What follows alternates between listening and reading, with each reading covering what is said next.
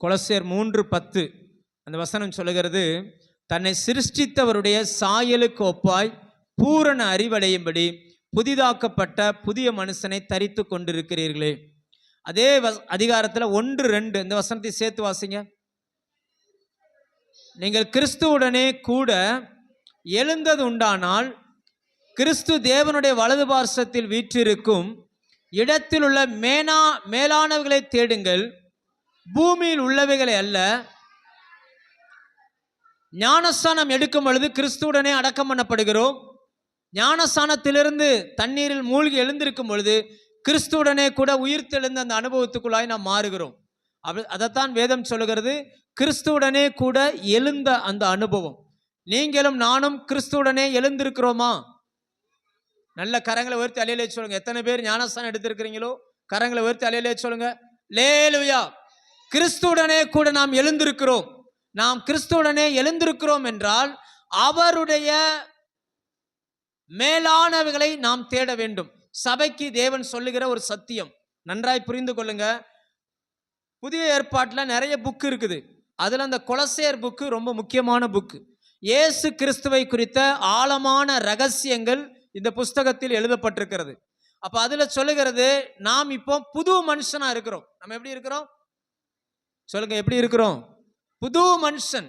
ஞானஸ்தானம் பெறதுக்கு முன்னாடி ஒரு மனுஷன் இருந்தான். அந்த மனுஷன் கிறிஸ்துவுடனே அடக்கம் பண்ணப்பட்டான். அடக்கம் பண்ணப்பட்ட மனுஷன் இப்ப இல்ல. இப்ப இருக்கிறது புது மனுஷன். இந்த புது மனுஷன் எப்படி நடந்து கொள்ள வேண்டும் என்று வேதம் நமக்கு கற்றுக் கொடுக்கிறது. ஆனா நம்முடைய பார்வையில பார்த்தா நம்ம புது மனுஷன் மாதிரியே தெரியல. ஞானஸ்தானத்துக்கு முன்னாடி எப்படி இருந்தோமோ இப்பவும் அப்படிதான் என்ன செய்யறோம், இருக்கிற மாதிரி நமக்கு தெரியுது.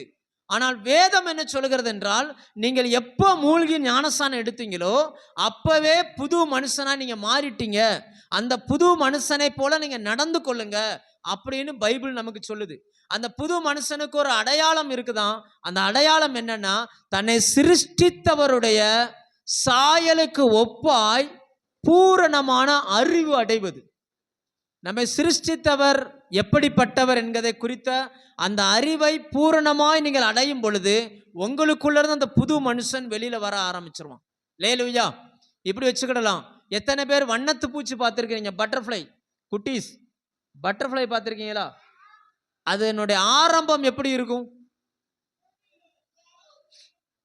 ஒரு இலை இருக்கும், இலைக்கு கீழே ஒரு சின்ன புழு இருக்கும். புழுவா பூச்சா? முட்டை. அவன் சொல்றான், கரெக்டா சொல்றான். ஃபர்ஸ்ட் ஒரு முட்டை, அப்புறம் அந்த முட்டை என்னவா மாறும்? புழுவா மாறும். அப்புறம் என்னவா மாறும்? கூட்டு புழு, அப்படியே ரவுண்டா கூட்டு புழுவா மாறும். அப்புறம் அதுக்கப்புறம் அந்த கூட்டு புழுல இருந்து என்ன வந்துடும்? இதே போலதான் நம்மளையும் கர்த்தர் வச்சிருக்கிறார். ஃபர்ஸ்ட் சாதாரணமா இருக்கிறோம். நமக்குள்ள இருந்து ஒரு வளர்ச்சி வந்த உடனே வேறு ஒன்றாய் மாறுகிறோம். அடுத்து கொஞ்சம் வளர்ச்சி வந்தோடனே இன்னொன்னா மாறுறோம். அதுக்கப்புறம் பார்த்தீங்கன்னா நம்மை வண்ணத்து பூச்சியாய் கர்த்தர் மாற்றுகிறார். மனுஷங்களுக்கெல்லாம் எது பிடிக்கும்னா வண்ணத்து பூச்சி தான் பிடிக்கும். பட்டர்ஃப்ளை தானே பிடிக்கும். இப்போ அந்த புழுவை பிடிக்குமா பட்டர்ஃப்ளை பிடிக்குமா சொல்லுங்க? எது உங்களுக்கு ரொம்ப பிடிக்கும்? நாமும் புழுவா இருக்கணும்னு தேவன் விரும்பல, நம்மையும் வண்ணத்து பூச்சியாய் மாற்ற விரும்புகிறார். அப்படின்னு அர்த்தம் என்னன்னா, இந்த வண்ணத்து பூச்சியினுடைய நிறம், அதனுடைய குணம் எல்லாமே அந்த புழுவாய் இருந்ததுக்குள்ள இருக்குது. நமக்குள்ளதான் கர்த்தர் எல்லாவற்றையும் வைத்திருக்கிறார். சரி, நம்மை சிருஷ்டித்தவருடைய சாயல் என்ன என்பதை நாம் இன்றைக்கு படிக்க போறோம். அல்லேலூயா. என்ன ஒரு மாதிரி பாக்குறீங்க? நம்மை சிருஷ்டித்தவருடைய சாயல். நீங்களும் நானும் தேவனை போல் சிருஷ்டிக்கப்பட்டிருக்கிறோம். சரிதானா? இப்ப என்னை கவனிங்க. நீங்களும் நானும் தேவனை போல் சிருஷ்டிக்கப்பட்டிருக்கிறோம். சரிதானா? சரிதானா? சிலர்லாம் பார்த்தா சொல்றாங்களா, அவங்க அப்பனை போல பிறந்திருக்கான் பார் சொல்றாங்களா? அவங்க அப்பனை அந்த என்ன சொல்லுவாங்க, அப்பனுக்கு பிள்ளை தப்பாம பிறந்திருக்கு அப்படி சொல்லுவாங்கல்ல. அதே போல நம்முடைய தகப்பன் நம்ம எப்படி உருவாக்கினார்னா அவரை போல உருவாக்கினார். அப்படின்னா நமக்கு இருக்கிறதே போல அவருக்கும் 2 கண்ணு, ஒரு மூக்கு, ஒரு காது, 2 காது, இவ்வளவு இருக்குதா சொல்லுங்க? இருக்குதா? நம்ம ஆளுகளே மூக்க பாருங்க, ஒவ்வொருத்தருடைய மூக்கு எப்படி இருக்குன்னு. சிலருக்கு மூக்கு கொடை மூக்கு மாதிரி இருக்கு, சிலருக்கு மூக்கு சப்ப மூக்கு மாதிரி இருக்குது, சிலருக்கு மூக்கு கிளி மூக்கு மாதிரி இருக்குது. இதில் எந்த மூக்கை போல அவருக்கு இருக்கும்? சொல்லுங்க, எந்த மூக்கை போல அவருக்கு இருக்கும்? தமிழ்நாட்டில் இருக்கிறவங்க ஒரு கலர்ல இருக்கிறாங்க, கேரளாவில் இருக்கிறவங்க வேற ஒரு கலர்ல இருக்கிறாங்க, ஆந்திரா பக்கம் போனீங்கன்னா அவங்க வேற ஒரு கலர்ல இருக்கிறாங்க. அப்படியே ஒரிசா அதெல்லாம் தாண்டி மிசோரம், மணிப்பூர் அந்த பகுதிக்கு போயிட்டீங்கன்னா அங்க இருக்கிறவங்க வேற மாதிரி இருக்கிறாங்க. அதெல்லாம் கொஞ்சம் தாண்டி ஆப்பிரிக்காவுக்கு போனீங்கன்னா அங்க இருக்கிறவங்க வேற மாதிரி இருக்கிறாங்க. அவங்களுக்கு முடி வளரவே வளராது. உதடெல்லாம் பார்த்தீங்கன்னா மைதா மாவுல பிணைஞ்சு ஒட்டி வச்சது போல இருக்கும். பெரிய பெரிய கண்ணு இருக்கும். ஆள் பார்க்க ஜெய்ஜாண்டிங்கா இருப்பாங்க. இவர்களில் யாரை போல அவர் இருப்பார்? அவர் அவருடைய சாயலில் நம்மை உருவாக்கி இருக்கிறார். சரியா தப்பா? சொல்லுங்க, சரியா தப்பா? சரி, அந்த சாயல் எப்படிப்பட்ட சாயல்? நாம இப்ப இருக்கிற மாதிரி இந்த மாம்சத்தின் சாயல் அல்ல. தேவன் எப்படி நம்மை உருவாக்கினார் அப்படின்னா, ஒரு வசனம் எடுங்க. இயேசு இதற்கு என்ன பதில் சொல்கிறார்? யோவான் 4ஆம் அதிகாரம் 23, 24 எடுங்க பார்ப்போம். தொழுது கொள்கிற ஆவியோடும் உண்மையோடும் தொழுது கொள்ளும் காலம் வரும், அது இப்பொழுதே வந்திருக்கிறது. ஏனெனில் தம்மை தொழுது கொள்கிறவர்கள் இப்படி இருக்க வேண்டும் என்று அவர் விரும்புகிறார். அடுத்தது, தேவனுடைய சாயல் என்னன்னா, தேவன் ஸ்பிரிட்ல இருக்கிறார், ஆவியா இருக்கிறார். அவரை தொழுது கொள்கிறவர்கள் கண்களை மூடி வாயை மூடி இருக்கிற இடத்தில் உட்கார்ந்து,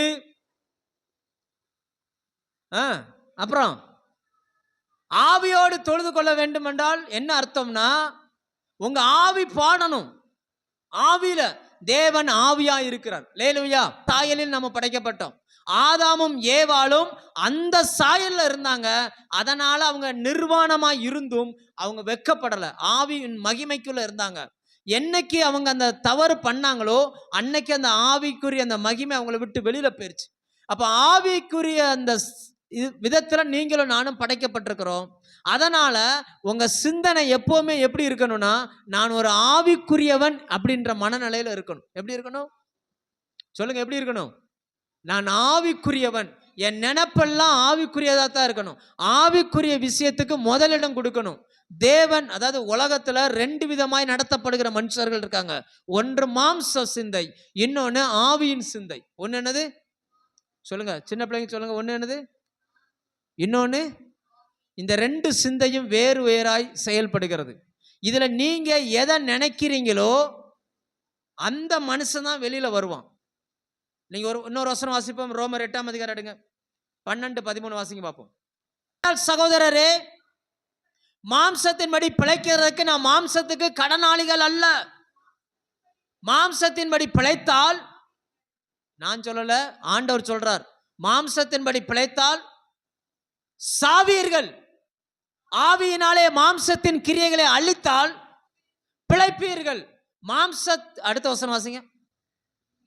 மேலும் எவர்கள் தேவனுடைய ஆவியினால் நடத்தப்படுகிறார்களோ அவர்கள் தேவனுடைய புத்திரர். அதாவது ஒரு அப்பா எப்படி இருக்காரோ பையன் அப்படி இருக்கிறான். தேவன் ஆவியாய் இருக்கிறார் என்றால் நீங்களும் நானும் ஆவியாய் வாழ வேண்டும். ஆவிக்குரிய மனிதர்களாய் நாம் நடந்து கொள்ள வேண்டும். நம்ம பண்ற ஆராதனை ஆவிக்குரியதா இருக்கணும். நம்ம பண்ற ஜெபம் ஆவிக்குரியதா இருக்கணும். நீங்க கேட்கிற வசனம் ஆவிக்குரியதா இருக்கணும். உங்க செயல்கள், எண்ணங்கள், பேச்சு எல்லாவற்றிலும் ஆவிக்குரிய தன்மை வெளிப்பட வேண்டும். ஆனா நிறைய நேரங்கள்ல பாத்தீங்கன்னா ஆவிக்குரிய தன்மை வெளிப்படல, மாம்சத்துக்குரிய தன்மைகள் வெளிப்பட்டுக்கிட்டு இருக்குது. அதனாலதான் ஆண்டவர் சொல்கிறார், ஆவியினாலே மாம்சத்தின் கிரியையை அழித்தால் பிழைப்பீர்கள். நம்ம என்ன பண்ணுவோமா? நம்ம ஆவியின்படி நடக்கிறோமா, மாம்சத்தின்படி நடக்கிறோமா?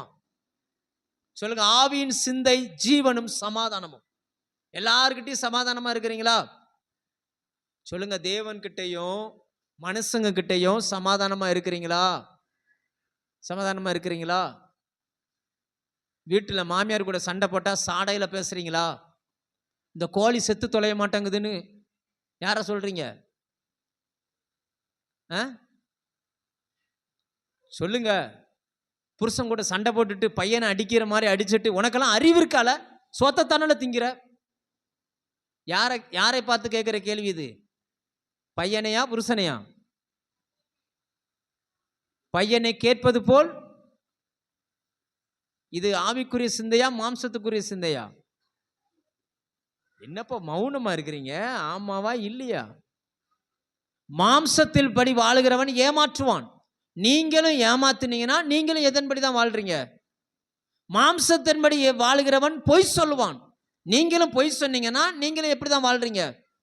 மாம்சத்தின்படி வாழுகிறவன் கர்த்தருக்கு அடுத்த காரியங்களில் துணிகரம் கொள்வான். நீங்களும் துணிகரமா சில காரியத்தை செய்றீங்கன்னா மாம்சத்தின்படி வாழ்கிறீர்கள் அப்படின்னு அர்த்தம். நீங்கள் மாம்சத்தின்படி வாழ்றீங்களா ஆவியின்படி வாழ்றீங்களான்னு சொல்லி பரலோகத்தில் நமக்காக ஒருத்தர் சாட்சி சொல்லுவார். நல்லா புரிஞ்சுக்கோங்க. ஒரு கோர்ட்டை நினைச்சுக்கோங்க. பரலோகத்துல போய் நம்ம நிற்கும் பொழுது அப்படி கோர்ட் போல இருக்கும். தேவன் உட்கார்ந்திருப்பார், நம்ம ஒரு கூண்டுல நிற்போம். ரைட்டா? நம்ம ஒரு கூண்டில் நிற்போம். நான் பூமியில் ஆவியின்படி தான் வாழ்ந்த ஆண்டவரே அப்படின்னு சொன்னாலும் அது ஏற்றுக்கொள்ளாது. நீங்க உண்மையிலேயே ஆவியின்படி வாழ்ந்தீங்களா வாழலையான்னு சொல்லி இன்னொருவர் வந்து சாட்சி சொல்லுவார். நீங்க கோர்ட்டை பார்த்துருக்கீங்களா? கோர்ட்டில் பார்த்தீங்கன்னா குற்றவாளியா இருக்கட்டும் நீதிமானா இருக்கட்டும் அல்லது யார் சொன்னாலும் சரி, எதன் அடிப்படையில் ஜட்ஜ்மெண்ட் இருக்கும் அப்படின்னா சாட்சியத்தின் அடிப்படையில் தான் இருக்கும். பரலோகத்திலும் அப்படிதான் இருக்கும். பரலோகத்தில் நமக்காய் சாட்சியிடுகிறவைகள் 3 காரியம். அதில் ஒன்று இப்பொழுது பூமியில இருக்குது. அடுத்த வசனம் வாசிங்க. 13ஆம் வசனம். 15, 16 வாசிங்க. அந்தபடியே நீங்கள் திரும்பவும் பயப்படுகிறதற்கு அடிமைத்தனத்தின் ஆவியை பெறாமல் அப்பா பிதாவே என்று கூப்பிட பண்ணுகிற புத்திர சுவிகாரத்தின் ஆவியை பெற்றீர்கள். அடுத்த வசனம் சொல்லுகிறது, நாம் ஆவியினாலே பிறந்த தேவனுடைய பிள்ளைகளாய் இருக்கிறோம் என்பதை ஆவியானவர் தாமே நம்முடைய ஆவியுடனே கூட சாட்சி கொடுக்கிறார். என்ன அர்த்தம் தெரியுமா?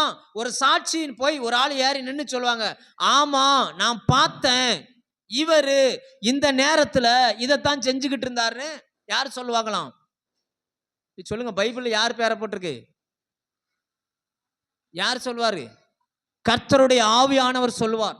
ஆமா, இன்னைக்கு தேதி எத்தனை? 21ஆம் தேதி நான் பார்த்தேன். அந்த பாஸ்டர் பிரசங்கம் பண்ணும்போது உட்காந்து விளையாண்டுக்கிட்டு இருந்தாங்க. அந்த பாஸ்டர் பிரசங்கம் பண்ணும்போது தூங்கிக்கிட்டு இருந்தாங்க. அவங்க வாழ்க்கைக்கான விஷயத்த தேவனுடைய ஆவியானவர் பேசும் பொழுது இவன் அதை கேட்கல. ஏன்னா பரலோகத்துக்கு போகும்போது சில காரியங்களை நிப்பாட்டுவார் கர்த்தர். இங்க பார், நீ ஏன் பாவத்தை விட்டு வெளியில வரல, நீ ஏன் இந்த மீறுதலை விட்டு வெளியில வரல, இப்படி வரிசையா நிப்பாட்டுவார்.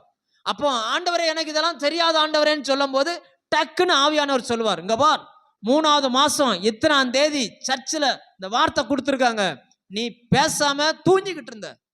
சாட்சி சொல்லுவார். லேலுயா. இங்க ஆவிக்குரிய வாழ்க்கை என்பது என்ன அப்படின்னாச்சுன்னா தேவனுக்கு பிரியமாய் வாழுகிறது. உலகத்துக்கு பிரியமா வாழ்றோமா தேவனுக்கு பிரியமா வாழ்றோமா? உங்களுடைய விருப்பம் யார் மீது இருக்குது? எதன் அடிப்படையில் வாழ்கிறோம்? நாம் ஆவிக்குரியவர்களாக வாழ வேண்டும் என்று கர்த்தர் விரும்புகிறார். சரி, இப்ப கண்ணால பார்த்தா ஓகே, கண்ணால பார்க்கல, அப்ப எப்படி நாம் அதை கீழ்ப்படுகிறது? இன்னொரு வசனம் வாசிக்க. 2 தீமோத்தேயு, மன்னிக்கும் 1 தீமோத்தேயு 3:16 எடுங்க. தேவன் ஆவியாய் இருக்கிறார் என்று சொன்ன அதே வசனம் இன்னொரு வார்த்தை சொல்லுகிறது. 3:16, 1 தீமோத்தேயு 3:16. அன்றியும் தேவ பக்திக்குரிய ரகசியமாவது யாவரும் ஒப்புக்கொள்கிறபடியே அது மகா மேன்மை உள்ளது. தேவன் ஆவியாயிருந்த தேவன் இப்ப எப்படி வெளிப்பட்டாராம்? மாம்சத்தில் வெளிப்பட்டார். எப்படி மாம்சத்தில் வெளிப்பட்டார் சொல்லுங்க? எப்படி வெளிப்பட்டார்? யோவான் 1ஆம் அதிகாரம் 1ஆம் வசனம் சொல்லுகிறது, ஆதியிலே தேவன், அது ஆதி ஆகமம், ஆதியிலே வார்த்தை இருந்தது, அந்த வார்த்தை தேவனாயிருந்தது, அந்த வார்த்தை தேவனோடு இருந்தது, அந்த வார்த்தை தேவனாய் இருந்தது. 14வது வசனத்துக்கு வந்தீங்கன்னா அந்த வார்த்தை மாம்சமாகி கிருபையினாலும் சத்தியத்தினாலும் நிறைந்தவராய் நமக்குள்ளே வாசம் பண்ணினார். ஆதியில அவர் ஆவியாய் இருந்தார்னா இந்த வார்த்தைகள் ஆவியாயும் ஜீவனாயும் இருக்குது. இந்த வார்த்தை இந்த பூமிக்கு வரும்பொழுது மாம்சமாய் வந்தது. அதை தான் 1 தீமோத்தேயு 3ஆம் அதிகாரத்தில் அவர் எழுதுகிறார், தேவன் மாம்சத்தில் வெளிப்பட்டார். அவர் மாம்சத்தில் வெளிப்பட்டார்.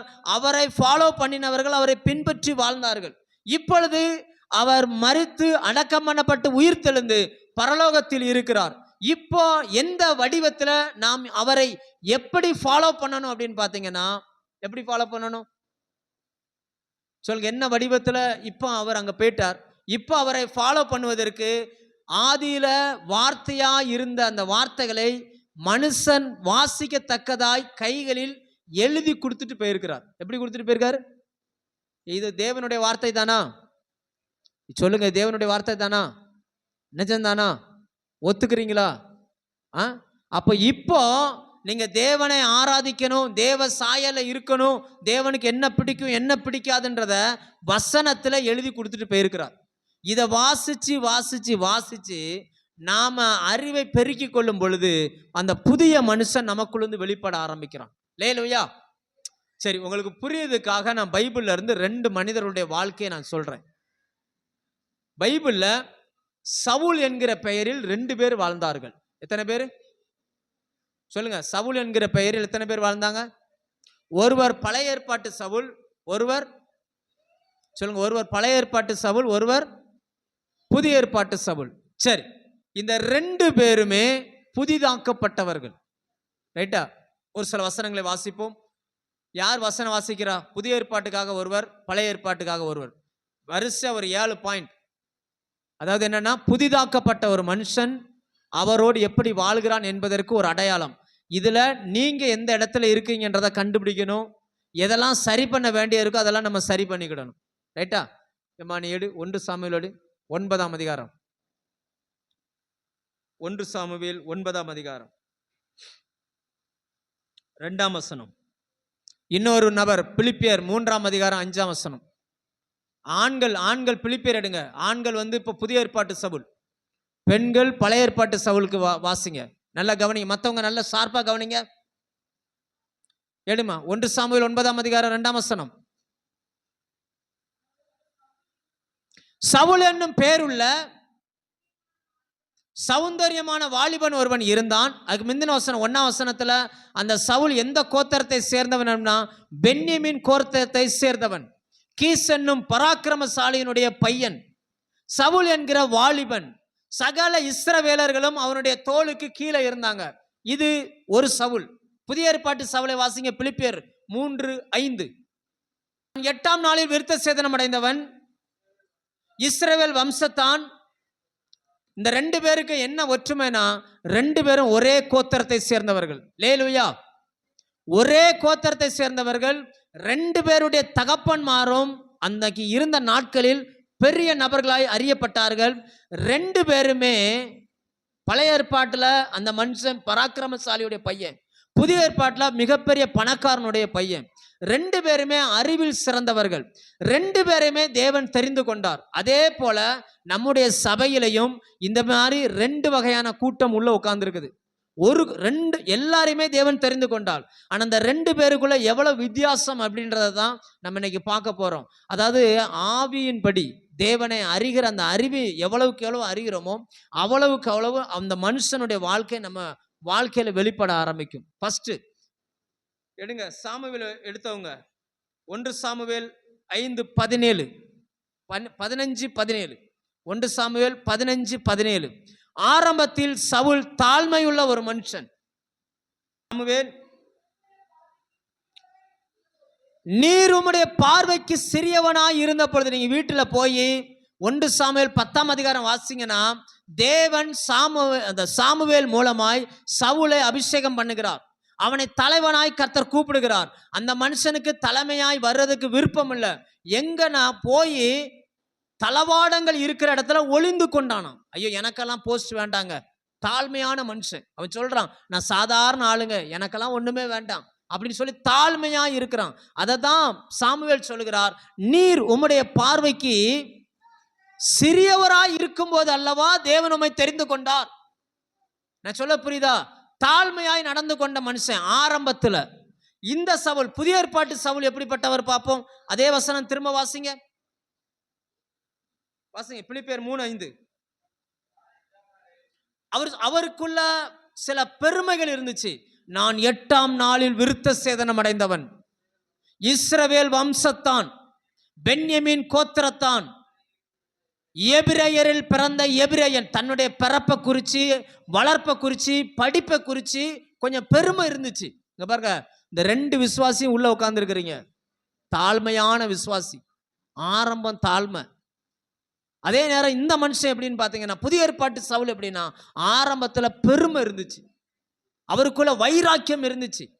கிறிஸ்தவர்களை துன்பப்படுத்தினவன் இந்த புதிய ஏற்பாட்டு சவுல். கழுதையை தேட போய் கர்த்தரால் அழைக்கப்பட்டு ராஜாவாக்கப்பட்டவர் பழைய ஏற்பாட்டு சவுல். இஸ்ரவேல் கிறிஸ்தவர்களை கொலை செய்யும்படி புறப்பட்டு போய் தேவனால் அழைக்கப்பட்டு ஊழியக்காரனாய் மாற்றப்பட்டவர் புதிய ஏற்பாட்டு சவுல். இந்த 2 பேருக்குமான வித்தியாசம் எங்க தொடங்குதுன்னு பாருங்க. அடுத்த பாயிண்ட் வாசிங்க. எங்கே இவர்கள் முடிகிறார்கள்? எங்கே அந்த புதிய மனுஷன்? ஒரு வசனத்தை வாசிங்க. இவர் புதிய மனுஷன் சொல்லி எங்க போட்டிருக்குன்னா 1 சாமுவேல் 10:6-9 அந்த வசனத்தை வாசிச்சீங்கன்னா, சாமுவேலோடு பேசிவிட்டு திரும்பும் பொழுது வேறு மனிதனானான் அப்படின்னு எழுதியிருக்கும். இருக்கா? 6ஆம் வசனம் பின்பகுதி, 10ஆம் அதிகாரம் 6ஆம் வசனம் பின்பகுதி. கர்த்தருடைய ஆவியானவர் உன்மேல் இறங்குவார், நீ அவரோடு தீர்க்க தரிசனம் உரைத்து வேறு மனுஷனாவாய். கர்த்தருடைய ஆவியானவர் சவுல் மேல இறங்கினா அந்த மனுஷன் புது மனுஷனாய் மாறினான். அதே போலதான் புதிய ஏற்பாட்டில் இருந்த சவுல் மேலையும் பரிசுத்த ஆவியானவர் வந்து இறங்க ஆரம்பித்தார். அவரும் புது மனுஷனாய் மாறிட்டார். இந்த 2 பேருக்குமான வித்தியாசம் எங்கே? அங்கதான், அதை தான் நம்ம பார்க்க போறோம். ஒரு 2-3 பாயிண்ட் வேகமா நம்ம பார்த்து முடிப்போம். எடுங்க பார்ப்போம். 1 சாமுவேல் 13:9. தாழ்மையான மனுஷன். அப்பொழுது சவுல், இப்ப ஆண்டவர், அதாவது சாமுவேல் சொல்லுகிறார், ஒரு யுத்தம் வரப்போகுது, அந்த யுத்தத்துக்காக நீ போய் வெயிட் பண்ணு, நான் வர்றேன், வந்து பலி செலுத்தினதுக்கு அப்புறம் போகலான்னு சொல்லிட்டார். இந்த சாமுவேல் வருவார் வெயிட் பண்றார். 7 நாள் வெயிட் பண்றார், வரல. உடனே சவுல் என்ன பண்ணுகிறார்? அப்பொழுது சவுல், சர்வாங்க தகன பலிகளையும் சமாதான பலியையும் என்னிடத்தில் கொண்டு வாருங்கள் என்று சொல்லி சர்வாங்க தகன பலியை செலுத்தினான். அவன் சர்வாங்க தகன பலியை செலுத்தி தீருகிற வேளையில், இதோ நல்ல கவனிங்க, நான் அதை உங்களுக்கு கொஞ்சம் விளக்கமா சொல்றேன். இப்ப சாமுவேல் என்கிற பாஸ்டர், சவுல் யாரு? விசுவாசி. அந்த நாட்களில் லேவியர்கள் மட்டும்தான் பலி செலுத்த முடியும், வேற யாரும் பலி செலுத்த முடியாது. இவனுடைய கோத்திரம் பென்யமின் கோத்திரம். இவனை கர்த்தர் ராஜாவாய் வைத்திருக்கிறார். சின்ன சின்ன விஷயங்களுக்கு கூட அந்த ஊழியக்காரர்கிட்ட கேட்டு முடிவெடுத்தவன். ஒரு ஸ்டேஜ் வந்த உடனே இவனுக்குள்ள ஒரு பெருமை வருது. ஆரம்பத்துல தாழ்மை, இப்ப என்ன வருது? பெருமை. இப்ப இவன் என்ன நினைக்கிறானா, இவன் செஞ்சதெல்லாம் நடக்குது, இவன் போகிற இடமெல்லாம் கர்த்தர் வெற்றியை கொடுக்கிறார். அதனால ஊழியக்காரர்கள் செய்ய வேண்டிய வேலையை இவன் செய்ய ஆரம்பிச்சிட்டான். ரைட்டா? இப்ப நம்மளை வச்சு பார்த்துக்கோங்க. இது நான் சொன்னேன்ல, பழைய ஏற்பாட்டு சவுல் உள்ள இருக்கிறாங்கன்னு சொல்லி. பழைய ஏற்பாட்டு சவுலின் குணம் என்ன தெரியுமா? ஆரம்பத்துல எந்த வேலையா இருந்தாலும் எதுவா இருந்தாலும் ஊழியக்காரங்கிட்ட வந்து கேட்பாங்க, இது செய்யலாமா, இப்படி பண்ணலாமா, இங்க போலாமா அப்படின்னு சொல்லி. நாட்கள் ஆக ஆக ஆக ஆக இவங்க என்னவா மாறிடுறாங்க? இப்ப இவங்களுக்கு பாஸ்டர் தேவையில்லை, இப்ப இவர்களுக்கு ஊழியக்காரர்கள் தேவையில்லை, இப்ப இவர்களுக்கு எதுவுமே தேவையில்லை. எல்லா முடிவும் இப்ப யார் எடுப்பா சொல்லுங்க? யார் எடுப்பாங்க? சவுல் எடுக்கிறார். அவர் பார்க்கிறார், ஊழியக்காரர் வர லேட் ஆயிருச்சு, இவர் இப்படிதான் கூப்பிட்டுக்கிட்டு இருந்தா வர்றாரு, எத்தனை நாள் நம்ம பார்த்துக்கிட்டு இருக்க, நம்ம ஜெபம் பண்ணுவோம்டா, நம்ம ஆரம்பிப்போம்டா, நம்ம பண்ணுவோம்டா அப்படின்னு இவர் என்ன பண்ணிட்டாரு? செய்ய வச்சிட்டார். சவுல் பின்னாடி சாமுவேல் வந்து சொல்லுகிறார், ஏண்டா கர்த்தர் உனக்கு ராஜ்யத்தை கொடுத்து உன்னை உயர்த்தி வச்சாரு, இப்ப நீ என்ன பண்ற? நீ எந்த வேலையை செய்யணுமோ அந்த வேலையை செய்யாம செய்யத்தகாத வேலைகளை செய்து கொண்டிருக்கிறார். உங்க வாழ்க்கையை கொஞ்சம் யோசிச்சு பாருங்க. சில வீடுகளில் என்ன நடக்குன்னே சர்ச்சுக்கு தெரியல. நான் சொல்ல புரியுதா? ரட்சிக்கப்பட்ட வந்த புதுசில், நீங்க வந்த புதுசுல சின்ன சின்ன விஷயமா இருந்தாலும் சர்ச்சுக்கு தெரியப்படுத்தினாங்க. இங்க இருந்து எல்லா காரியங்களும் அங்க செய்யப்பட்டது. இப்ப காலங்கள் மாற மாற மாற இவங்க செய்த செயல்கள் எல்லாம் கர்த்தர் ஆசீர்வதிக்க ஆசீர்வதிக்க ஆசீர்வதிக்க போக போக போக உள்ளுக்குள்ள என்ன வந்துருது? பெருமை வருகிறது. பெருமை வந்தா அடுத்து என்ன நடக்கும் தெரியுமா? அடுத்து இன்னொரு வசனம் வாசிங்க. பெருமை வந்தா என்ன நடக்கும்? 1 சாமுவேல் 28:6. உங்களுக்குள்ள பெருமை வந்திருக்கா இல்லையான்றதை இப்ப செக் பண்ணிடலாம். 1 சாமுவேல் 28:6 எடுங்க. சவுல் கர்த்தரிடத்தில் விசாரிக்கும் போது கர்த்தர் அவனுக்கு சொப்பனங்களிலாவது தீர்க்க தரிசனங்களிலாவது ஆண்டவர் பேசல. நல்லா கவனிச்சுக்கோங்க. ஊழியத்துக்கு ஊழியக்காரருக்கு சபைக்கு கீழ்ப்படிந்திருந்த அந்த சவுல் ஆரம்பத்தில் தேவனிடத்துல நல்லா இருந்த மனுஷன். இப்ப என்னைக்கு அவனா சில முடிவுகள் எடுத்தானோ அதுக்கப்புறம் கர்த்தர் அவனோடு பேசவில்லை. சில நேரங்களில் சண்டை போட்டா, கணவன் மனைவி சண்டை போட்டா மனைவி புருஷன்கிட்ட பேச மாட்டாங்க, கணவன் மனைவிட்ட பேச மாட்டாங்க, பிள்ளைகள் பெற்றோர் இடத்துல பேச மாட்டாங்க. பார்த்துருக்கீங்களா? பார்ப்பாங்க, ஆனா என்ன செய்ய மாட்டாங்க? சொல்லுங்கப்பா, ஆமாவா இல்லையா? பார்ப்பாங்க, பேச மாட்டாங்கல்ல. நம்ம இப்படி இருக்கலாம், ஏன்னா நம்ம பொல்லாதவர்கள்னு பைபிள் சொல்லுது. கர்த்தர் அப்படி இருப்பாரா? ஆனா அவன் கர்த்தரை தேடியும் கர்த்தர் அவன்கிட்ட பேசல. என்ன காரணம்? பெருமை. இன்னைக்கு நமக்கு பெருமை இருக்கா இல்லையான்றதை எங்க கண்டுபிடிக்கணும்னா, கர்த்தர் நம்ம கிட்ட பேசுறாரா? எத்தனை பேருக்கு பைபிளை எடுத்து விரிச்சு படிக்கும் போது தூக்கம் வருது? பைபிளை திறந்தாலே எத்தனை பேருக்கு தூக்கம் வருதோ அத்தனை பேரும் பழைய ஏற்பாட்டு சவுலாய் நீங்கள் வாழுகிறீர்கள். உங்களுக்குள்ள உங்களை அறியாமலே ஏதோ ஒரு பெருமை வந்துருச்சு. அதனால பைபிளை எடுத்தாலே கர்த்தர் பேச மாட்டேன்றார். ஆனா ஆரம்ப நாட்கள் எப்படின்னு சொன்னா, நீங்க பைபிளை திறந்தாலே ஆண்டவர் பேசுவார். ஏதாவது ஒரு வசனம் உங்கள்கிட்ட பேசும், அந்த வசனம் உங்களை உடைக்கும். மணிக்கணக்கா நீங்க உங்களால பைபிள் படிக்க முடியும். இப்போ அப்படி இல்லை. பைபிளை திறந்தாலே வார்த்தை வரமாட்டேங்குது, ஒரு விதமான சோர்வு வருது. பைபிள் படிக்க இன்ட்ரெஸ்ட் இல்லை, ஜெபத்துக்கு வருவதற்கு விருப்பம் இல்லை, ஜெபிப்பதற்கு விருப்பமே இல்லை. தொடர்ச்சியா 1/2 மணி நேரம் உட்காந்து ஜெபம் பண்ண முடியுதா? சொல்லுங்க. தொடர்ச்சியா 1/2 மணி நேரம் உட்காந்து ஜெபம் பண்ண முடியுதா? அப்படின்னா அர்த்தம் என்ன தெரியுமா? நீங்கள் ஆரம்பத்தில் ஒழுங்கா இருந்தீங்க, இப்போ என்னவா மாறி இருக்கீங்க? பழைய ஏற்பாட்டு சவுலா மாறி நிற்கிறீங்க. ரொம்ப ஜாக்கிரதை. தன்னை சிருஷ்டித்தவரை குறித்த அந்த அறிவு நமக்கு வேணும்.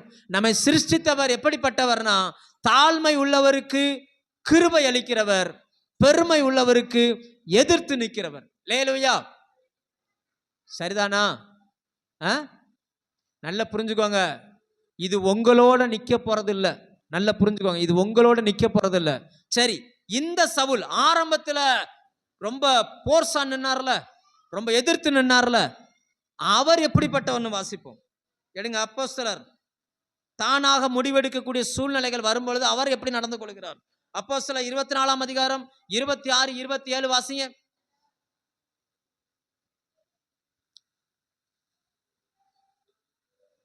புதிய பசங்க வாசிங்க, வாலிபர்கள். மேலும் பவுலை விடுதலை பண்ணுவதற்கு தனக்கு அவன் பணம் தருவான் என்று, இங்க பாருங்க, பெலிக்ஸ்னு ஒரு ஆள் இருந்திருக்கான். பேர் என்னது? பெலிக்ஸ், ஒரு அதிபதி. பவுலை பிடிச்சி சிறையில் வச்சாச்சு. பெரிய பெரிய மனிதர்கள்லாம் பவுலை சந்திக்க வர்றாங்க. அவர் பவுலால் ரட்சிக்கப்பட்டவங்க ரொம்ப பேர் அவர் சந்திக்க வர்றாங்க. அப்ப இந்த அதிபதி நினைக்கிறான், எனக்கு பணம் கொடுத்தா இவனை விட்டுறலான்னு என்ன செய்யறான்? நினைக்கிறான். லஞ்சத்தை கேட்கிறான். நல்ல கவனிங்க, லஞ்சத்தை என்ன பண்றான்? கேட்கிறான். 1-2 இல்ல, 2 வருஷம் ஜெயில நடக்குது.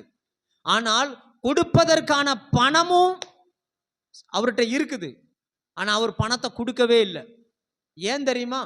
இதே போல சிறைச்சாலையில பேதுரு இருக்கும் பொழுது பேதுருவுக்காக அந்த சிறைச்சாலையை கர்த்தர் திறந்தார்.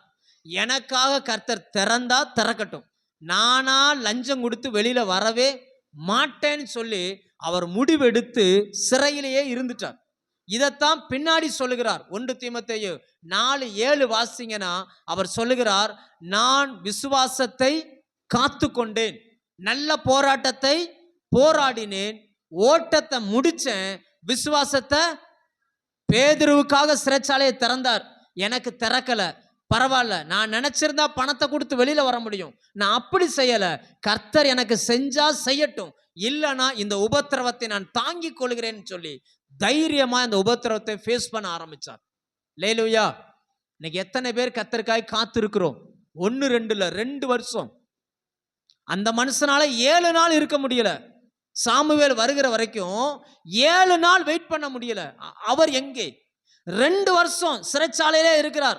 அவன் லஞ்சம் கேட்டுக்கிட்டே இருக்கிறான், காவலாளிகிட்ட சொல்லி அனுப்புறான், வர்றாள்கிட்ட சொல்லி அனுப்புறான். சில சொல்லுவாங்கல்ல, ஒரு 5000 ரூபா கொடுத்தா போதுங்க, அவரை விட்டுறலாம். 5000 ரூபா பெரிய மேட்ரு கிடையாது, கொடுத்துடலாம். ஆனா சவுல் அதை அப்போஸ்தலனாகிய பவுல் அதுக்கு சம்மதிக்கவே இல்லை. இல்லை, கர்த்தர் எனக்கு தருவார், கர்த்தர் எனக்கு செய்வார், அவர் செய்கிற வரைக்கும் நான் வெயிட் பண்ணிக்கிட்டு தான் இருப்பேன் அப்படின்னு சொல்லி காத்திருக்கிறார். இன்னைக்கு எத்தனை பேர் அப்படி காத்திருக்கிறோம்? ஜெபம் பண்றோம், ஆண்டவரே எனக்கு பணம் வேணும் அப்படின்னு ஜெபம் பண்றோம். கர்த்தர் தருகிற வரைக்கும் காத்திருக்கிறோமா? சொல்லுங்க, காத்திருக்கிறோமா? பக்கத்துல ஆள்கிட்ட கேட்கிறோமா? சொல்லுங்க. என்னைக்கு மூழ்கி ஞானஸ்தானம் எடுத்து வந்தீங்களோ உங்களை பராமரிக்கிற பொறுப்பு பரலோகத்தை சேர்ந்தது. லேலூயா. இந்த அறிவு ஃபர்ஸ்ட் நமக்கு வரணும். என் படிப்பு கர்த்தரை சேர்ந்தது, என் பிள்ளையுடைய படிப்பு கர்த்தரை சேர்ந்தது, என் வாழ்க்கை கர்த்தரை சேர்ந்தது, என் சரீர சுகம் அவரை சேர்ந்தது, அவர் எனக்கு தருவார் அப்படின்னு சொல்லி நம்ம காத்திருக்க பழகணும். ஆதியில இருந்த அப்போஸ்தலர்கள், தீர்க்கதரிசிகள் சரீரத்தில் வியாதி வந்த பிறகு கூட மருத்துவமனை போக மாட்டாங்க, கர்த்தருடைய சமூகத்திலே கிடப்பாங்க. கர்த்தரனை இறங்கி சுகமாக்குவார்னு சொல்லி அப்படி சுகமாக்கப்பட்டவர்களும் உண்டு. அப்ப ஆஸ்பத்திரி போறது தப்புன்னு அந்த அர்த்தத்தில் சொல்லல. அவர்களுடைய விசுவாசம் அவ்வளவு ஸ்ட்ராங்கா இருந்துச்சு. நம்ம விசுவாசம் 100 ரூபாய்க்கு பெற மாட்டாங்குது. சொல்ற புரியுதா இல்லையா? உங்க விசுவாசத்தினுடைய விலை 100 ரூபா கூடவா கிடையாது. உங்களை நம்பி 100 ரூபா கூட கர்த்தர் தரலன்னா உங்களை நம்பி உலகத்தை எப்படி தருவார்? தேவனுடைய ஸ்டாண்டர்ட் என்ன, நம்ம ஸ்டாண்டர்ட் என்ன, இது அப்படியே ஸ்கிப் பண்ணி வைங்க. நம்ம ஸ்டாண்டர்டு தேவனுடைய ஸ்டாண்டர்டு ஒரு இடத்துல இருக்குது. அதை வாசிச்சுட்டு இங்க வருவோம். நீங்க எடுங்க ஆதியாகமம் 28ஆம் அதிகாரம் எடுங்க. 28ஆம் அதிகாரம்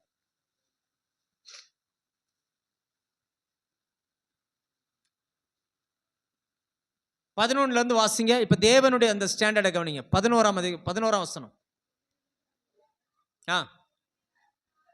சூரியன் அஸ்தமித்தபடியினால் அங்கே ராத்தங்கி அந்த இடத்துல ஒரு கல்லை எடுத்து தலைக்கு வச்சு தலையின் கீழ் வச்சு நித்திரை செய்யும்படி படுத்து கொண்டான். அப்போ ஒரு சொப்பனத்தை பார்க்கிறார். இதோ ஒரு ஏணி பூமியில் வைக்கப்பட்டிருக்கிறது, அதன் நுனி வானத்தை எட்டி இருக்கிறது.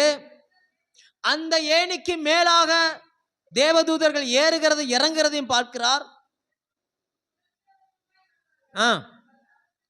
அந்த ஏணிக்கு மேலாக கர்த்தர் நின்று, நான் உன் தகப்பனாகிய ஆபிரகாமின் தேவனும் ஈசாக்கின் தேவனுமாய் இருக்கிறேன். சொல்ற, நீ படுத்திருக்கிற இடத்தை தருவன்றாரா, படுத்திருக்கிற பூமியை தருவன்றாரா? நல்ல கவனிங்க. நீ படுத்திருக்கிற பூமி முழுவதையும் உனக்கும் உன் சந்ததிக்கும் தருவேன்றார். தேவன் எதை தருவேன்னு சொல்றாரு? பூமியை. எதை தருவேன்றாரு? பூமினா எதெல்லாம் பூமி? எதெல்லாம் பூமி சொல்லுங்க. இப்ப பூமினா நமக்கு பூமியில இருக்கக்கூடிய எல்லாமே பூமி தான். மரம், செடி, கொடிகள், வீடு, ஆறு, பூமிக்கு என்னெல்லாம் தேவையோ எல்லாமே பூமி தான். ஆண்டவர் சொல்கிறார், நான் உனக்கு பூமியை தருவேன். அடுத்த வசனத்தில் சொல்லுகிறார், உன்னை கடற்கரை மணலை போல பெருக பண்ணுவேன், நீ கிழக்கையும் மேற்கையும் வடக்கையும் தெற்கையும் இடங்கொண்டு பெருகுவாய், உன் சந்ததி சத்துருக்களின் வாசல்களை சுதந்திரிப்பாங்க, நான் உனக்கு சொன்னதை செய்யற வரைக்கும் உன்னை கைவிட மாட்டேன், இப்படி சொல்றார். ஆனா இந்த சத்தத்தை கேட்ட அந்த நபர் எப்படி ஜெபிக்கிறார் பாருங்க. 20ஆம் வசனம் வாசிங்க. அப்பொழுது யாக்கோபு, தேவன் என்னோடு இருந்து நான் போகிற இடங்கள்லாம் என்னை காத்து என்னை காப்பாற்றி உண்ண ஆகாரமும், அவர் சொல்றது பூமியே உனக்கு தர்றன்றார். நம்மாளு கேட்கிறாரு, சோறு கொடுங்க, ட்ரெஸ் கொடுங்க. அவர் என்ன சொல்றாரு? உனக்கு நான் பூமியை தர்றேன்டா அப்படின்றாரு. நம்மளுடைய ஜெபம் எப்படி இருக்குது?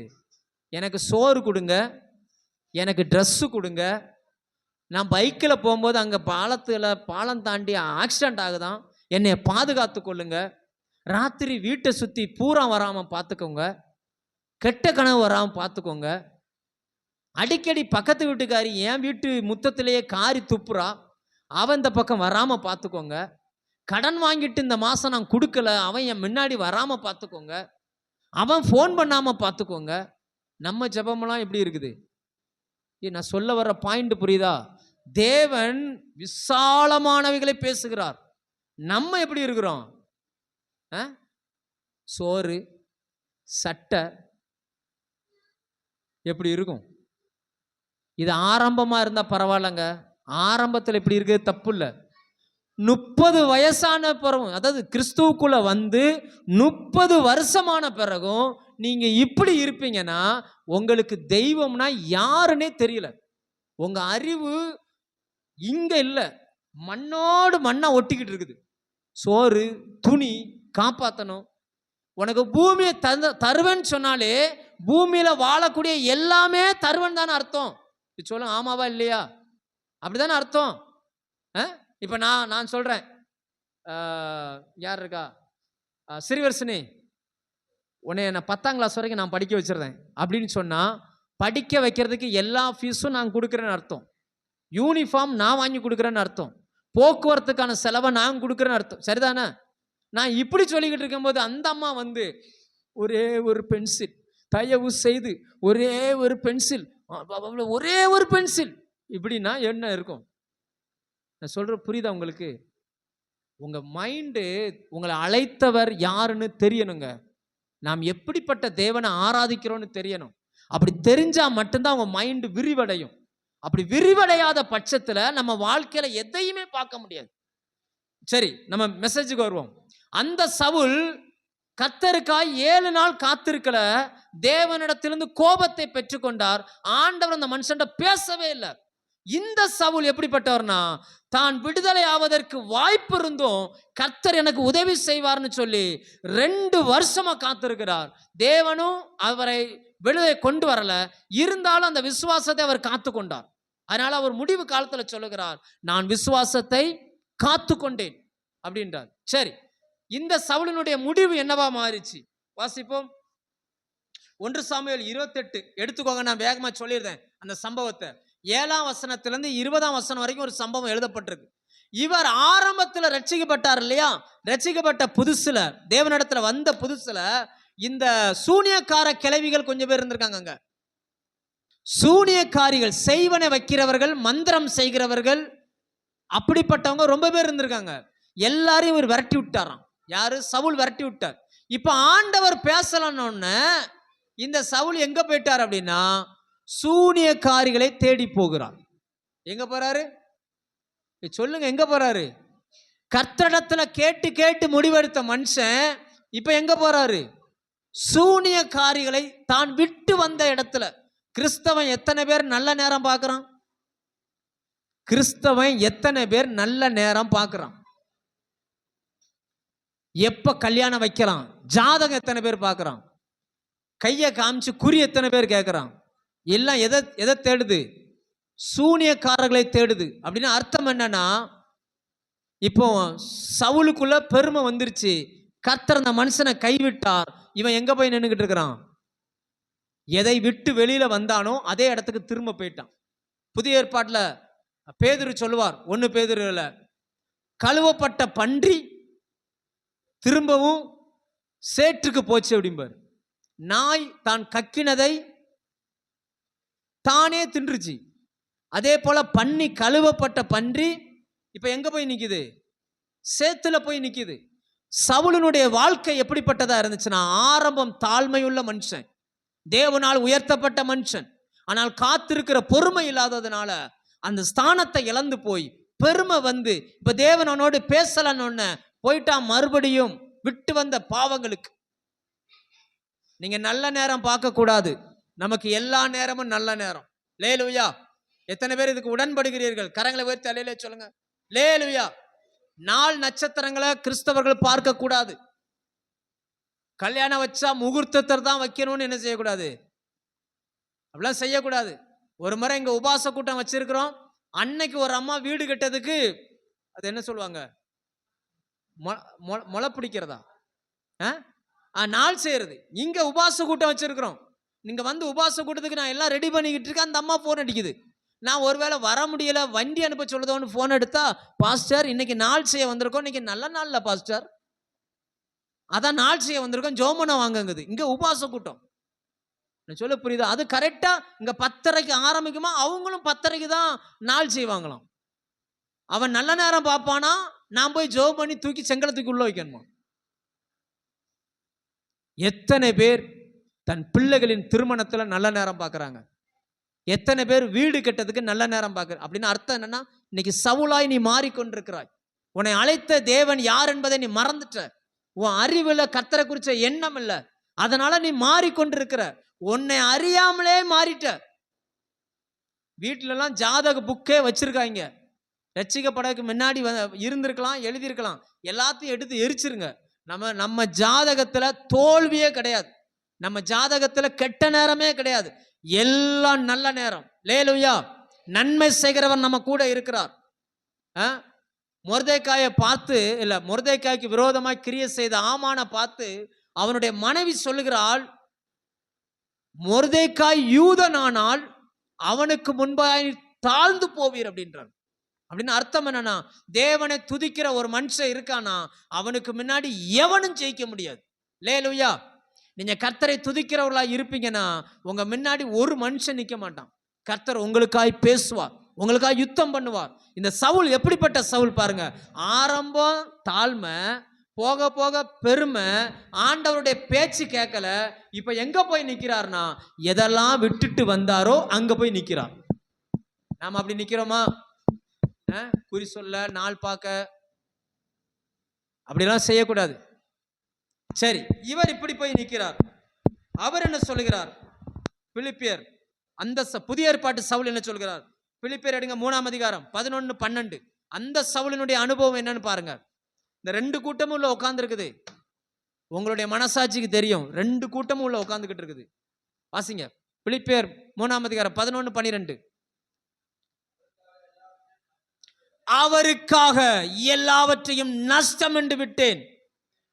விட்டு வந்ததை குப்பையா எண்ணுறார். வீட்டுல கூட்டி அள்ளி குப்பையில போட்டதுக்கு அப்புறம் குப்பையை போய் பிரண்டக்கூடாது. சில பேர் பிரண்டிக்கிட்டு இருக்கிறான். ரட்சிக்கப்பட்டு வரும் பொழுது எதெல்லாம் வேண்டான்னு விட்டானோ இப்ப அதை போய் என்ன பண்ணிட்டு இருக்கிறான்? பிரண்டிக்கிட்டு இருக்கிறான். குப்பையா எண்ணுகிறேன். அவர் சொல்லுறார், நான் அடர்ந்தாயிற்று என்று எண்ணாமல் நான் எதற்காய் பிடிக்கப்பட்டேனோ அதையே தொடர்ந்து கொள்ளும்படி ஆசையாய் தொடருகிறேன். வர வர வளர்ச்சி புதிய ஏற்பாட்டு சவுலின் வாழ்க்கையில், வர வர வீழ்ச்சி பழைய ஏற்பாட்டு சவுலின் வாழ்க்கையில். நம்ம எந்த சவுலா இருக்கிறோம் சொல்லுங்க? எந்த சவுலா இருக்கணும்? நீங்க எப்படி இருக்க விரும்புறீங்க? நமக்குள்ள இந்த பழைய ஏற்பாட்டு சவுலின் சுபாவம் இருந்துச்சுன்னா நீங்கள் மனம் திரும்புங்க. தன் பாவங்களை மறைக்கிறவன் வாழ்வடைய மாட்டான். அறிக்கை செய்து விட்டு விடுகிறவன், இதுவரைக்கும் அந்த தப்பு இருந்திருந்தா கூட இன்னைக்கு நான் மனம் திரும்புற ஆண்டவரே, நீர் எனக்கென்று வைத்திருக்கிற அந்த வாழ்க்கைக்காக நான் வெயிட் பண்றேன், காத்திருக்கிறேன், நீங்க எனக்கு தருவீங்கப்பான்னு சொல்லி காத்திருங்க. பரலோகம் உங்களை பொறுப்பெடுத்துக் கொள்ளும். லேலுயா.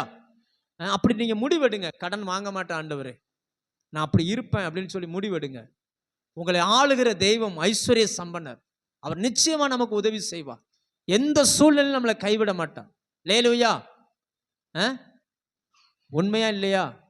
ஆரம்ப நாட்கள்ல நமக்கு அப்படி வராது, கொஞ்சம் பிரச்சனை வரும். ஏன்னா அந்த நெருக்கம் வந்துடும் பார்த்தீங்களா? விடிஞ்சா அதை ஐயோ கடங்காரம் வந்துடுவான்னு அந்த பதட்டம் இருக்க தான் செய்யும். ஆனால் நீங்கள் அதை கொஞ்சம் கொஞ்சமாக வளர்ந்துட்டீங்கன்னா அதுலேருந்து வெளியில் ஈஸியாக வந்துடலாம். கர்த்தர் உங்களுக்கு உதவி செய்வார். தேவனை சார்ந்து நெல்லுங்க. கடன் வாங்காமல் வாழணும்னா, அதாவது கடன் அடைக்கணும்னு ஆசைப்படுறீங்களா? உங்கள் கடன்கள் அடைக்கப்படணும்னு ஆசைப்படுறீங்களா? ஒரு முடிவெடுங்க, கடன் வாங்க மாட்டேன்னு முடிவெடுங்க. இனி நான் வாங்க மாட்டேன் ஆண்டவரே.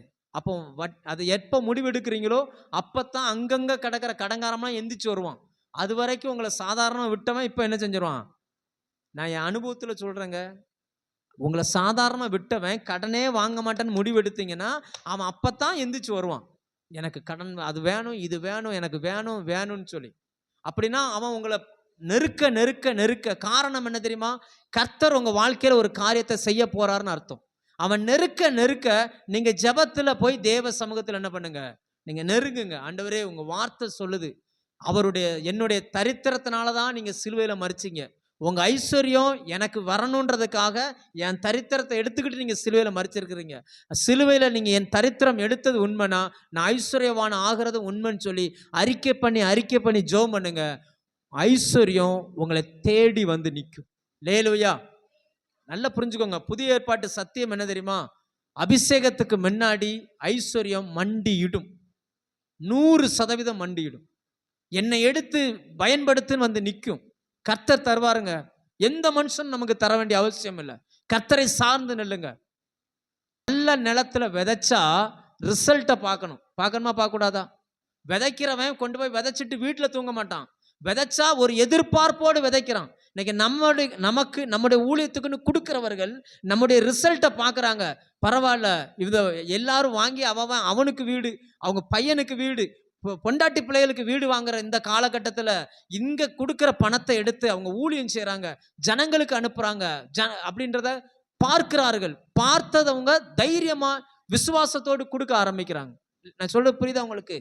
கர்த்தரை நம்பி நெல்லுங்க. கர்த்தர் உங்க சார்பில் நிற்பார். நீங்க கர்த்தருக்காக நெல்லுங்க, கர்த்தர் உங்களுக்காக நிற்பார். நிற்பாரா நிற்க மாட்டாரா? நிற்பாருங்க. அதுக்கு நம்ம சாட்சிகள்.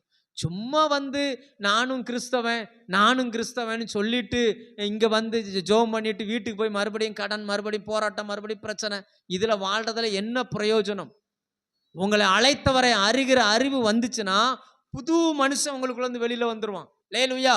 பழைய மனுஷன் கடங்காரனா இருக்கலாம், தப்பு கிடையாது. ஆனா புது மனுஷன் கடங்காரன் கிடையாது. கர்த்தருடைய அவரை அறிகிற அறிவுல உள்ளவன். நீங்க சொல்லுங்க, பழைய ஏற்பாட்டு சவுல் ஆரம்பத்தில் எப்படி இருந்தான்? ஆரம்பத்தில் தாழ்மை உள்ள மனுஷன். தாழ்மையினால் கர்த்தர் அவரை உயர்த்தினார். அதற்கு பிறகு என்ன ஆச்சு அப்படின்னாச்சுன்னா, அந்த மனுஷனுக்குள்ள பெருமை வந்துச்சு.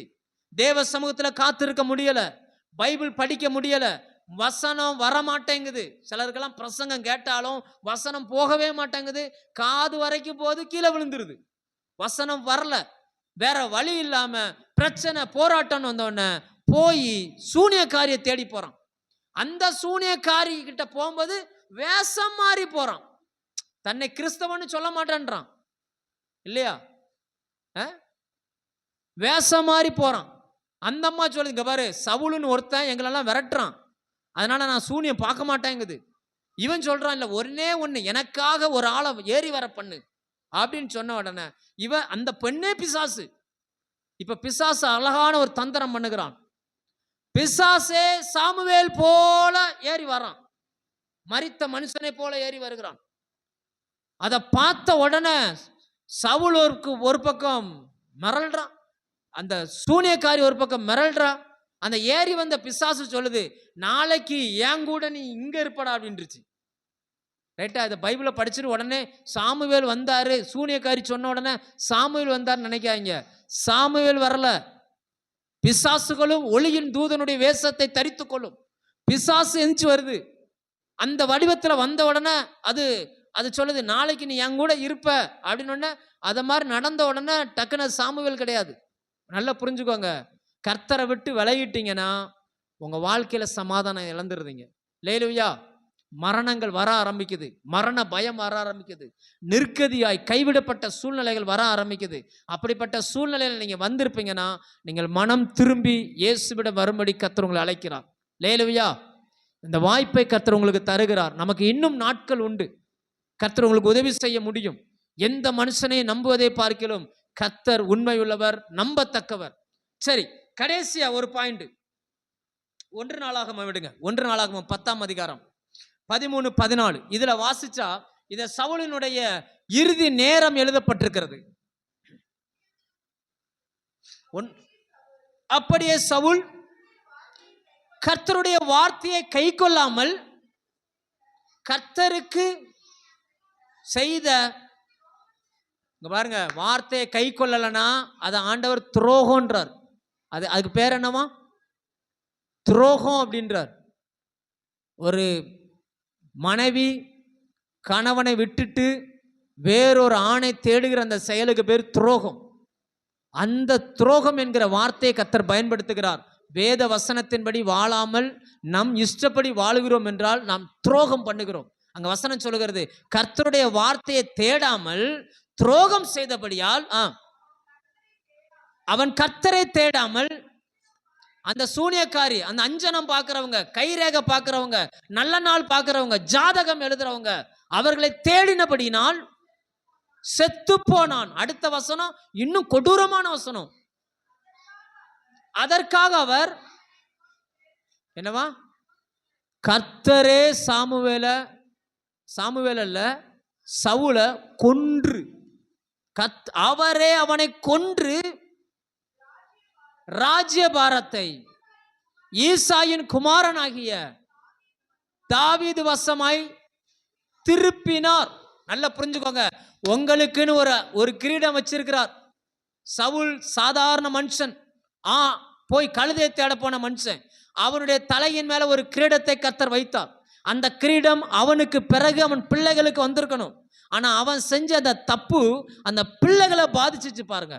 அந்த பிள்ளைகளையும் பாதிச்சிச்சு, அவனையும் பாதிச்சிச்சு. அந்த கிரீடம் அவனை விட்டு எடுபட்டு போயிற்று. ஆனால் புதிய ஏற்பாட்டு சவுலை பாருங்கள். அந்த சவுல் என்ன சொல்லுகிறார்? 2 தீமோத்தேயு 4ஆம் அதிகாரம் 8ஆம் வசனம் வாசிங்க. புதிய ஏற்பாட்டு சவுல் என்ன சொல்லுகிறார் பாருங்க.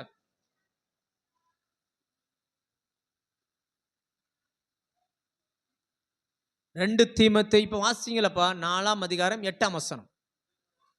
இது முதல் நீதியின் கிரீடம் எனக்காக வைக்கப்பட்டிருக்கிறது. நீதியுள்ள நியாயாதிபதியாகிய கர்த்தர் வரும் பொழுது அதை எனக்கு தந்தருள்வார். எனக்கு மாத்திரம் அல்ல, அவருடைய பிரசன்னமாகுதலை, அவர் வருகிறதை எதிர்பார்த்திருக்கிற எல்லாருக்கும் அதை தருவார். அல்லேலூயா. ஒரு சவுல் கிரீடத்தை இழந்து போகிறான், இன்னொரு சவுல் அந்த கிரீடத்தை பெற்றுக் கொள்கிறான். அல்லேலூயா. நம்ம இழந்து போகிற கூட்டத்தில் இருக்க போறோமா, பெற்றுக்கொள்ள போகிற கூட்டத்தில் இருக்க போறோமா? அதை தீர்மானிப்பது எப்போன்னு சொன்னா, இப்போ வாழுகிற இந்த வாழ்க்கை தன்னை சிருஷ்டித்தவருடைய சாயலுக்கு ஒப்பாய் பூரண அறிவு அடையும்படி புதிய மனுஷனை நமக்குள்ளே கர்த்தர் உருவாக்க விரும்புகிறார். அவரை பத்தி நல்லா படிங்க. அவர் யாரு, எப்படிப்பட்டவர், இந்த வசனத்தை கேளுங்க. வசனத்தை கேட்டு அப்படி நடந்து கொள்ளுங்கள். கர்த்தர் கடன் வாங்கினவர் அல்ல, நாமும் யாருக்கும் கடன்காரர்கள் கிடையாது. கர்த்தர் பாவம் செய்கிறவர் அல்ல, நாமும் பாவம் செய்ய கூடாது. கர்த்தர் துரோகம் பண்ணுகிறவர் அல்ல, நாமும் யாருக்கும் துரோகம் பண்ண கூடாது. கர்த்தர் எல்லாரையும் நேசிக்கிறார், நாமும் எல்லாரையும் நேசிக்க வேண்டும். கர்த்தர் யாரோடும் சண்டை போடுவதில்லை, நாமும் யாரோடும் சண்டை போடவே கூடாது. புதிய மனுஷனை நீங்கள் தரித்து கொள்ள வேண்டும். அல்லேலூயா. கொஞ்சம் யோசிச்சு பாருங்க. புதிய ஏற்பாட்டு சவுல் ஆரம்பத்துல பெருமையா இருந்துச்சு. ஆனா போக போக போக இந்த வசனத்தை படிக்க படிக்க படிக்க அவன் தன்னை உடைத்து தேவ சமூகத்தில் தாழ்த்த ஆரம்பித்துட்டான். நான் சொல்ல புரியுதா? நாளுக்கு நாள் நீங்க தேவ சமூகத்தில் உங்களை தாழ்த்துறீங்களா, பெருமையாகிறீங்களா? எப்படி கண்டுபிடிக்கலாம்னா, பைபிள் மேல உங்களுக்கு ஆர்வம் வருதா குறையுதா, அதுல கண்டுபிடிச்சிடலாம். பிரசங்கம் கேட்க ஆர்வம் இருக்குதா குறையுதா, காரியங்களை நாம் திருத்திக் கொள்வோம். ஆசீர்வாதம் சும்மா வராதுங்க. நம் சார்பில் நாம் செய்ய வேண்டியதை கரெக்டாக செய்யணும். ஆண்டவர் எத்தனை பேரோடு பேசியிருக்காரோ தெரியாது. சபைக்கு சொல்லுகிறதை காது உள்ளவன் கேட்க கடவன். அப்படிதானே அந்த வசனம் என்ன சொல்லுகிறது? ஆவியானவர் சபைக்கு சொல்லுகிறதை காது உள்ளவன் கேட்க கடவன். உங்க சூழ்நிலை மாறணும்னு கர்த்தர் விரும்புகிறார். இதுல அவரை அறிகிற அறிவில் நீங்க வளரணும்னு விரும்புகிறார். நீங்க என்ன செய்யணுன்றதை நீங்க முடிவு பண்ணிக்கோங்க. தம்பி ஆஃப் பண்ணுங்க. நம்ம எழுந்து நிற்போம், எல்லாம் எழுந்து நிற்போம். Praise the Lord.